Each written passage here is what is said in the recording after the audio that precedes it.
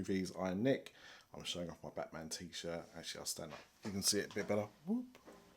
There's a Joker there. And that's because I went to see Joker, Folie, Deux, the sequel to the Joker from 2019. So I know normally there's a proper intro here, but I'm doing some stuff on TikTok as well as YouTube, and I filmed a little intro earlier on TikTok, and you've got to film it portrait rather than landscape for YouTube, which is what I'm doing now. So I didn't review the film after I left the cinema because I went with my wife and we went and got some food afterwards and then come home. So I've had a bit of time to digest the film and the food. And so look, the Joker from 2019, not a massive fan. Didn't hate it, but I also didn't think it was like the best thing since sliced bread. The film made $1 billion, over $1 billion, which was a surprise to everyone. No one expected it to do as well as it did, but it did. And that's good, that's positive, but of course then everyone wants a sequel. And it didn't feel like it needed a sequel, but when a film makes $1 billion, you're going to get a sequel. That's just how films work generally. Not all the time, but most of the time. So it wasn't a surprise that there was going to be a Joker 2. And now it's out. And it stars Lady Gaga and Joaquin Phoenix, returning obviously from the first film. Not many people from the first film are in this one. Zazie Beetz is in it. There's another character that's in this as well that's in the first film, but they're both kind of minor characters in the grand scheme of things. And I went in trying to be open-minded, right? Because I don't go into all films trying to find fault or thinking I'm not going to like it. You know, I go into films because I want to go and see the film. Or in this case, my wife wanted to go and see the film, and you know, I was going to kind of see it anyway, so it was good that we got to go together. But I'm a little confused with these films because obviously they're trying to do something different to what you get in superhero films and comic book films generally, which is good because it's a genre which is a bit samey at times. You know, at least these were different. There was no massive fight scenes or loads of CGI. Like, it was quite a simple story, quite a simple film, just stylish and well acted. But this film is, in that regard, is similar. You know, it's still not really action packed or anything like that, but it's essentially a courtroom drama. But it's not just a courtroom drama; it's a courtroom musical drama.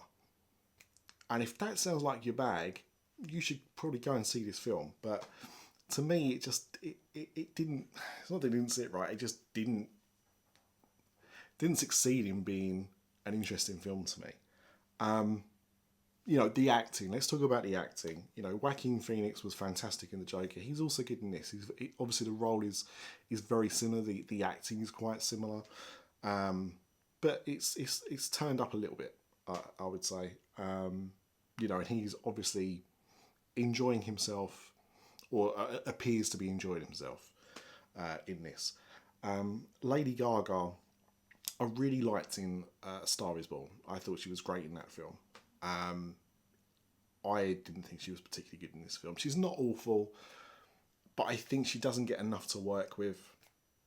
The song and dance numbers, which it's a musical. Do not tell me it's not a musical. My wife is trying to tell me it's not a musical, but it is a musical. There's musical numbers, there's music and dance numbers. It's a musical. If a film has that, it's a musical, regardless of how it plays into the story. It's a musical. But I didn't think any of them were memorable. I don't think any of them were particularly good. She sounds fine. He sounds fine for the most part. She's not singing to the same level as she did as A Star Is Born, because in that film she's supposed to be an actual singer. In this film, not so much. So she kind of like tones it down a little bit. You know, they work kind of well in that regard. But I just found her character, she's Harleen Quinn or Lee. She's referred to as No Reason. I mean, obviously that might be the preferred name she has, but it's not really explained. She introduces herself as Harleen, called Lee. Anyway, doesn't matter. She's Harley Quinn. And I just don't think she's got a lot to work with. I don't blame her for that. I blame the script, again written by Todd Phillips and I think it's Scott Silver maybe, not sure. But anyway, they wrote the first film. Todd Phillips directed this film and the first film. And yeah, I just don't think they gave her a lot to work with, and I think she did, reasonably well with what she had and her sequences. The scene she's in, she's good in, but it's not the same as what she was like in A Star Is Born. And in the film itself, I just found it boring. Let's just simplify it. I found it boring. Like, I don't mind courtroom dramas. It's a good genre. I prefer it in a TV world rather than a film world. But whatever, there's some good, obviously legal movies that take place in courtrooms. It's fine. But this just it felt like a whole lot of nothing. It felt like the story was completely plodding along. It's 2 hours and 18 minutes. It's almost to the second the same length as Megalopolis. And it feels as long as Megalopolis as well. Now, weirdly, I saw a film the other day called Strange Darling, which I have reviewed, but I haven't put it on YouTube yet. It's on TikTok. It's not on YouTube. Link in the description below. That was 96 minutes, I think. So just over an hour and a half. And I got to an hour and a half in this film. I didn't realise that. I checked my watch because I actually needed to go to the loo, and I was like, when can I skip out for 2 minutes? And I looked at my watch, and it was like an hour and a half in. And I was like, my God. Like, we've still got another, over 30 minutes to go, 40 minutes to go. It just dragged. It dragged for me. I didn't think it was particularly good. On the other hand, my wife loved it. And when she turned to me at the end of the film and said, "Did you enjoy that?" And I said, "Not really," she was quite shocked because she had loved it so much. Now, she had only seen Joker for the first time about 2 weeks ago. She never saw it when it came out, and I said to her she should watch it, even if I didn't enjoy it, she'd still watch it. And she finally got around because she wanted to see this new one, so obviously she had to see the first one. And she really enjoyed that. She really enjoyed this, and she thinks it's on a par. But for me, this isn't as good as Joker, and I didn't love that film. Not liking it is different. I didn't not like this film in a way. Well, I didn't hate it. Like, it's no Megalopolis, right? Which is what I have seen some of the discourse online. Now I've seen it, and I've gone and had a quick look at what people have been saying. Some are saying, is this worse than Megalopolis? This is the worst film of the year. No, I've seen worse films than this by a margin, but it's a disappointing sequel, and I don't think it's going to resonate with audiences in the same way that the first Joker film did. It's trying to tell an important message about society and about how society looks and treats people with social issues and mental health issues. And that's something I obviously resonate with, but I don't think... I don't know what they were aiming for, but I don't think they got the message across, is my gut feel. A lot of people with the first Joker film as well, like the discourse I saw around that, and even coming up to the lead up to this film, and people talking about the first Joker film, was that, you were rooting for this guy. And I don't buy that, because he's not a nice guy. Now, at the same time, he is someone who has been let down by society and by the healthcare system. I understand that. But he's not an anti-hero or anything like that. Like, he does bad things. And you can't just blame your mental health for that completely, at least. So I think the message is muddy. And then I'm not going to talk about spoilers in the film, but the ending, the way they wrap this film up, I think could be controversial. I thought it was weird. I didn't really understand why they went in that direction. It just seemed to kind of come out of left field. Let me know what you think about the ending in the comments below. I'd like to hear your thoughts on it. But yeah, I didn't want to just spoil it in the video. But yeah, I just don't think it's great. And maybe I'm the wrong target audience because, as I said, I wasn't a huge fan of the first one. I can't remember what I gave the first one. I want to say it was about a 7 out of 10. Certainly what I think about it now, it's, you know, a 6, 7 out of 10. This is probably a 5 out of 10 for me.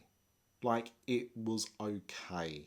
The acting from Joaquin Phoenix, from people like Brendan Gleeson, to a lesser extent, Catherine Keener, are good. I like them. Steve Coogan's weird.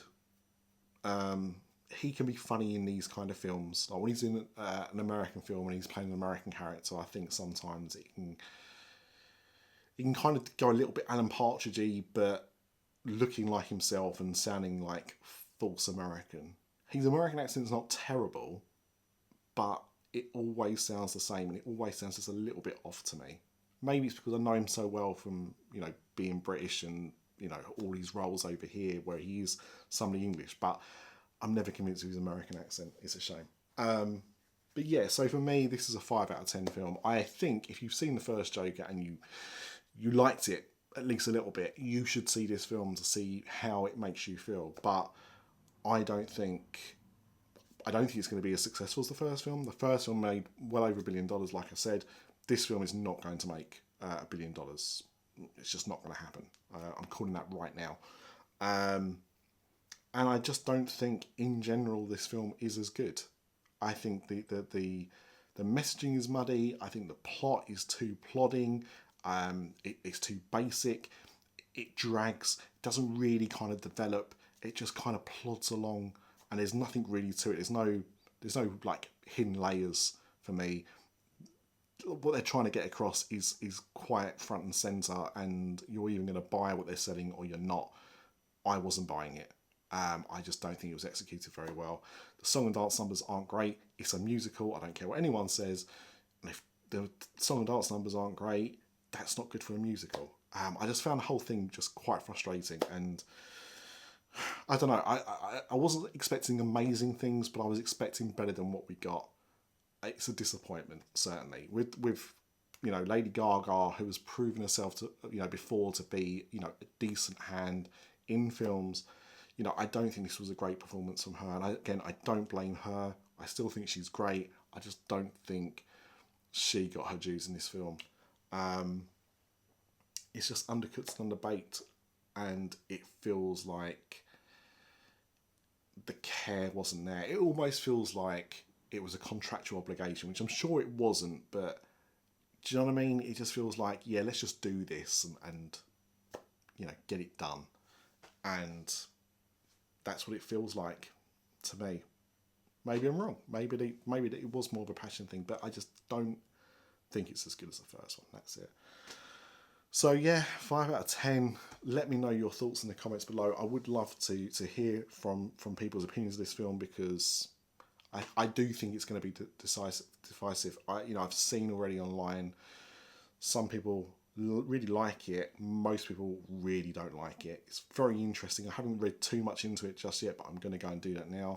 But look, thank you for watching. Until next time, remember, Flynn Nips.